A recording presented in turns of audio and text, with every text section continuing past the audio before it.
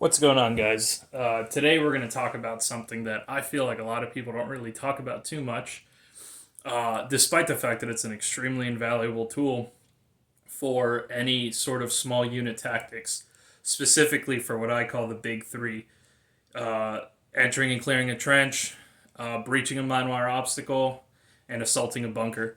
Those three are pretty complicated battle drills, and in my opinion, they require a lot of finesse. There's a lot of moving parts, and there's a lot of sort of just a lot of consecutive actions that need to happen. So to streamline that, specifically breaching a mine wire obstacle or any obstacle really, a lot of units in order to mark points of interest, be it cleared bunkers or entrances to a trench or where the breach point is in a mine wire obstacle, they create something called foxtails.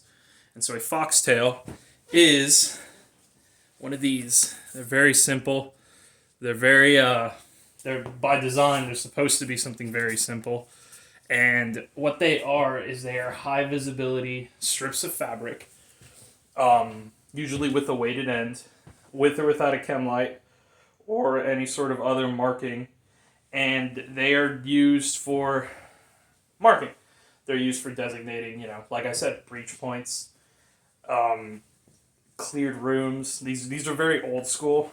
The room clearing thing kind of went away, and people started using chem lights more or strobes, which is fine. It's fine. Nothing wrong with this. This is just a sort of simpler way of marking things, specifically during the daytime. So they all the basic components for one are right here. Um, as you can see, I have cut a strip of VS17 panel. This is the covering for an old school one, so it's got a green side on one side. I don't recommend that. I recommend cutting it for the part that has the purplish, the fuchsia side, and then the orange side.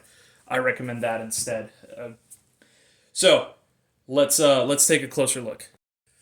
I like to show the assembled ones first. Reason being is because once you kind of visualize this, it's self-explanatory. I'll still go over the steps, but these are not the best examples of foxtails. These were done with a really scarce amount of VS17 panel material, so we had to make them really short. In actuality, you want these to be long. They want to be visible from far away. So these are super duper simple. It is literally tape. In this case, it's a rock. In this case, it's an old AA battery, probably from a used PVS 14. I don't remember. Tape and the rock, and then the VS17 panel. And all you're doing is you're making a weight end. One, so that the thing doesn't move, so that your foxtail doesn't move from where you leave it. And two, you want a weight end because a lot of the times you kind of toss these out and you kind of throw them, and you really don't want something that's just going to flutter away or it's not going to go where you want it to. So you want some heft behind it. I'm not saying overburden yourself, but use what's around you and, use something that you can kind of gauge how it's going to act when you throw it. That's kind of why I like using the battery. Like an old battery, it's garbage, it's waste in any other situation, and you have to carry it. But if you have the material and you have the need for it, you can just make it into a foxtail, and you know how much a double A weighs. It's not a lot, but you get two, three, however many of these, and they're pretty easily, tossed, thrown, whatever. But they're simple. The big benefit of a foxtail, the reason why you should make them is because they're pretty simple and they don't require a ton of material. The hardest thing to get is going to be the VS17 or the high vis panel. But you can use any sort of engineer's tape if you want to use white. I don't recommend white for a million and a half reasons. A lot of debris is white. It can be mistaken for a lot of things. It gets dirty, etc. But high, if you have like an orange poncho or something, an emergency poncho, you can use. You could probably even use like emergency blanket material, so that mylar, and cut it into strips. I know a lot of mylar blankets have an orange side and then the reflective side. You could do that too, especially if you're working with thermal. But for these purposes, we're going to go with the classic, the VS17 panel. So you see two examples. Now let me show you how to make them. These are all materials that you want to have on hand to create a foxtail. Like I showed earlier, you don't need all of these. However, these are just some of the materials that you might want to incorporate. So, from left to right in no particular order. Actually, that's wrong. It is in a particular order, left and right. So, from left to right, shears. I don't recommend doing this with a knife. I know how you guys are with knives. I'm a huge knife dude, but even I know that when you're doing arts and crafts like this, it's usually a bad time the moment someone's waving around their K-bar and they decide to cut their finger open or whatever. So I recommend just using shears, trauma shears. They cut via 17 panel just fine. A little bit of 550 cord. It doesn't hurt. You use that to lash your chem light to the head if you're using a chem light. Some of these just go super low tech and just weight and tape in the strip. But you've got 550 cord. In this case, I'm going to be using a AA battery as a weight. I don't feel like cannibalizing a rock, so. A zip tie. This is a small one, but any size will do, as long as it's not overly cumbersome.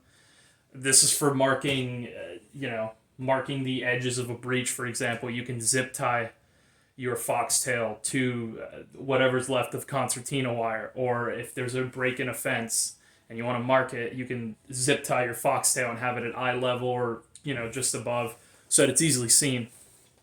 There's a knitting needle. Don't ask, but a stake. I don't have any tent stakes handy right now, but a stake is another good one. I know a lot of Pathfinder guys will only make foxtails with stakes because they need it to withstand rotor wash, and they need it to be held in place. It cannot move at all. So some sort of staking is usually good. Something you're not going to miss. None of the stuff should be stuff that you're going to want to miss. It should all be disposable. Other than this, which you're going to keep, your foxtail should be done as cheaply and as efficiently as possible. It should fulfill the needs of what your mission is. So if you're doing it at night and you need illumination, a chem light. But if you're doing it during the day or it's a training iteration or something like that, don't waste the chem light. This is a used chem light, so it doesn't matter. But speaking of chem lights, if you are operating at night or if you're operating under IR, an IR chem light or a Viz chem light works. And finally, your tape. Usually, you want to use whatever the best tape is on hand. These foxtails are going to get abused. This is not the best tape, but it's what I have on hand. And then finally, your VS17 material. So, without further ado, let's begin. I'm of the opinion that foxtails should be nice and long. The reason being is you want them to be seen, and if the wind picks it up, that movement's going to attract, anyone's vision. You want these to be seen by your friendlies. If you're using them, chances are it doesn't matter whether they're adversaries, bad guys, op4, whatever in the area, because you're probably shooting or you're probably making your presence extremely known, hence the high vis. So, I don't like cutting these by width. I like cutting them by length. So, you're going to get whatever your weighted material is, and it really is up to you, but nothing, I wouldn't go anything much wider than like a AA, or nothing much wider than, I'd say, the width of your palm. So, I'm just going to put that down, and then I'm going to start, I'm going to have it kind of have that little bit of section there, so it's got a little, it fits, it's not going to be sticking out, it's not going to pop out if I throw it. And I'm just going to start a little starter cut here. You can mark it with a Sharpie if you want. There's no need for you to be Picasso. The guys that were making these when I was an infantryman, including me, not very smart. So there's no need to be super detailed about it. You're just going to want to cut your material, making sure not to waste it if you have to make a ton. It happens a ton. And like I said, you cut this to whatever size you need, but I'm of the opinion that the bigger the better. Like I said earlier, this is the carrying case for an old school VS17 that I'm cannibalizing. So one side is going to be green and the other is going to be high-vis orange. It's just so I don't waste my own material. So now that you've got your strip cut, you're going to get whatever your weighted item is, and you're going to do, small little roll, whatever. And then you're going to get your tape, and you're going to tape it in there. It should look something like this. So, right here you have the material. you've got the nice long tail, and you've got the weighted end. For a lot of you guys, this is the last step. You're done. This is all you need. This is all you're going to want. But let's entertain the fact that a lot of us are not satisfied with this, and we want to attach a chem light. So what you're going to do is you're going to cut a very small hole in the material, and that's going to be your lashing point. And you're going to, however you want, there are no wrong answers. Well, actually there are, but let's not talk about that right now. Everyone's just beginning. But you're just going to want to loop that on there. You could use a bowline, or you could use a noose with a securing knot, whatever you want. It's up to you. These are, like I said, disposable. But you're going to want to just make a little knot there. And there's two ways of doing this. One, you could leave a long tail and you can just loop your chem light through. Let me get that nice and there you go. You could just loop your chem light through, or you could just tie the chem light directly onto the tail. I'm just going to do this method because, like I said, overcomplicating things is very stupid, especially when it comes to something like this that is meant to be mass-produced. When I say these are meant to be mass-produced, I mean it. They are meant to be mass-produced. You make a ton. If you need them for breaching, the last thing you want to do is say, wow, I wish I had more. Obviously, you're not going to want to cannibalize your main via 17 panels, but you do want to keep some for actual signaling with aircraft and each other and whatnot, but you also want something simple, etc. Simple, but gets the job done. So, with that, you have it.